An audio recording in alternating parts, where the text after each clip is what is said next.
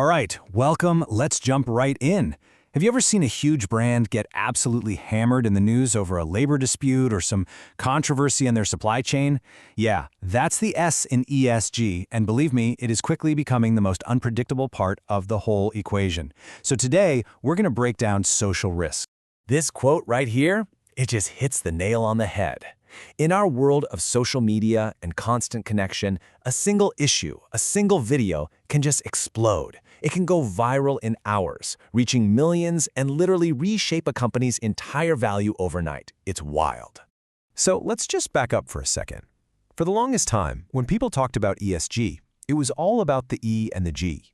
You know, the stuff you could easily count. Tons of carbon emissions, gallons of water saved, the number of independent directors on the board. These were hard numbers you could slap in a report and say, hey, look, we're doing the right thing. But what about the S? Well, the social part was always treated as, well, kind of the soft stuff, the things that were really hard to put a number on. I mean, how do you measure a company's relationship with its community or the true morale of its employees? It was always seen as a nice to have, but not a must-have. But here's the thing. That entire way of thinking is completely falling apart. That old pecking order where environmental metrics sat at the top is giving way to a brand new reality where social risk is just as critical and, frankly, sometimes a lot more immediate. So, what changed? What is it about social risk today that makes it so different, so much more potent than it was just a few years ago? Let's dig into that. And look, we're not talking about just one thing here. Social risk is this big umbrella. It could be a labor dispute at a factory halfway across the globe, a customer boycott sparked by a company's political donation, or a viral hashtag that just demolishes a brand's reputation in a weekend. And all of these, they have a very real, very tangible impact on the bottom line. Think about the difference in speed. 20 years ago, if there was a problem at a local factory, maybe it made the local paper a week later. Today, that same problem can be live-streamed to the entire planet on a phone. The game has totally changed.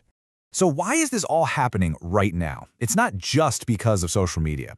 There are actually three massive forces at play, all pushing social risk right to the front of every boardroom conversation.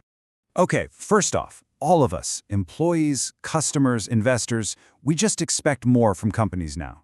We demand to know that the things we buy are made ethically. Second, governments are stepping in. We're seeing a wave of new laws on everything from human rights in supply chains to data privacy. And third, and this is the big one, the money is paying attention. Investors are finally realizing that a company with major social problems is just a bad, risky bet. So what on earth is a company supposed to do? The old playbook, waiting for a crisis to hit and then scrambling to do damage control, that just doesn't work anymore.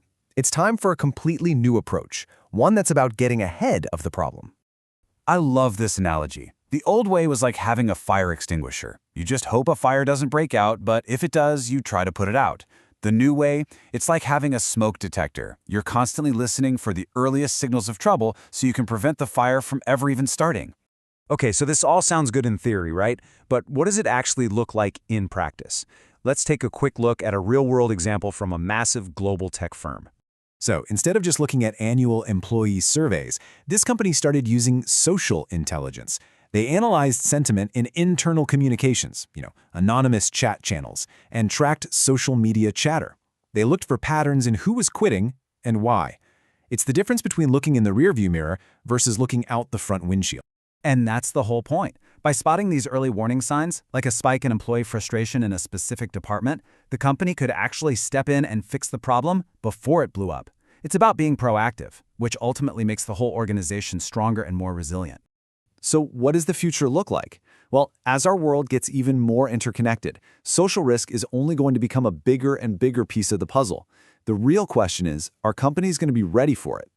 I mean, just imagine a world where companies can use AI to simulate how a new policy might impact employee morale, or how a product launch could be perceived in different communities around the world. That's where this is all heading, and it's happening faster than you might think. This really brings up a question for everyone. Where does your organization stand on this? Is it a leader, proactively listening for these signals, or is it a laggard, still just waiting for the bad headlines to appear? And that's the real takeaway here. Social risk isn't some fuzzy, feel-good thing anymore. The smartest companies out there see it for what it is, a leading indicator of future performance. It's not about what happened yesterday. It's about what's going to happen tomorrow. And in today's world, that's an advantage you simply can't afford to ignore.